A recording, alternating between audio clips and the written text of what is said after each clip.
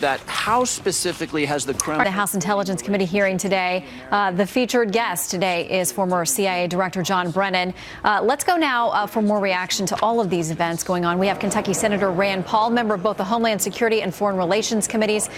Senator, thank you for joining us. I just want to get your initial take on what we're seeing out of Manchester. You know, I think it's horrifying, and it shows us that we're never really safe at any moment, either in Europe or I think even also here. Also, I think it illustrates what we really need to do is our first line of defense, I think, is protecting our borders. We have to be very careful who we let visit our country. We also have to be very careful who we let come to live in our country.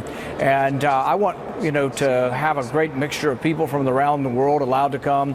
But we've got to have the safety of our country. We have to be very concerned about that. And I think that this is more evidence. We don't know if this was an immigrant or not, but it is evidence that we do need to control our borders and be very aware of who comes and who goes. Well, and yet, as you know, the president's, well, at least the second iteration of his so-called travel ban is tied up in legal maneuvering. It may end up going to the Supreme Court, but it's on hold for now. There are countries on that list that were selected by the previous administration because of their concerns about the terror threat from those countries. And yet there are many people in this country who say having any type of ban or freeze like that is discriminatory and cannot stand. Well, I think you can do both. I've offered something similar to what the president has talked about, but I also offered a way for frequent travelers to get part of a program. We have something called Global Entry. It's kind of like frequent traveler program that you have here, in the country. I'd like to do that internationally. I think even in countries that we perceive as risks, Iran, Saudi Arabia, Pakistan, Syria, we could find people who are traditional businessmen and women. They could go through a background check. And I think even in those countries that have risk for us, I think we could find a good known traveler program, a frequent flyer program. And I think that would also help it probably eventually pass legal muster if we sort of try to, internationalize this global entry so known travelers could still travel. It's very convenient, saves a lot of time.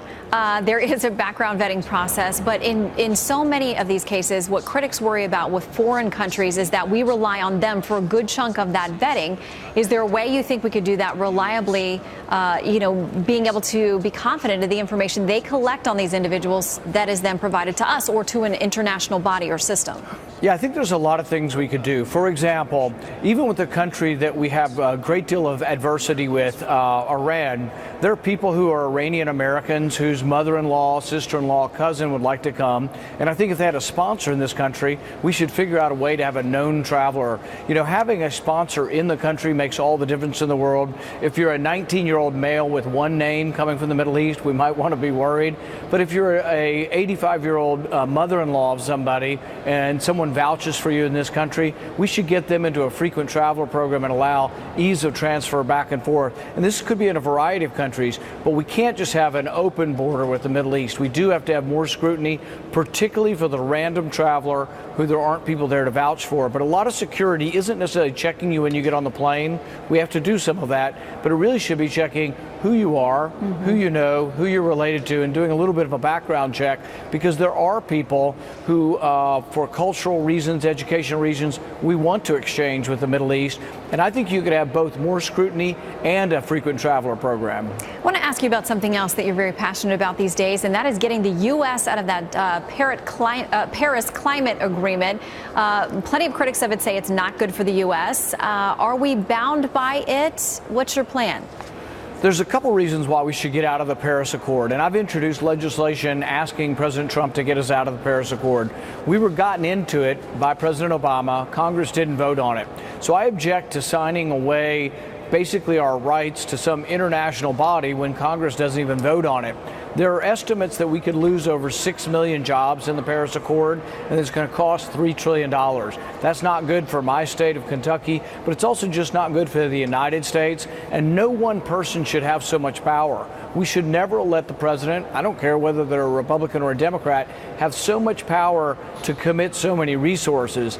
And it's incredibly unfair. I mean, we're treated differently than every other country. Why would we agree to more severe rules than every other country?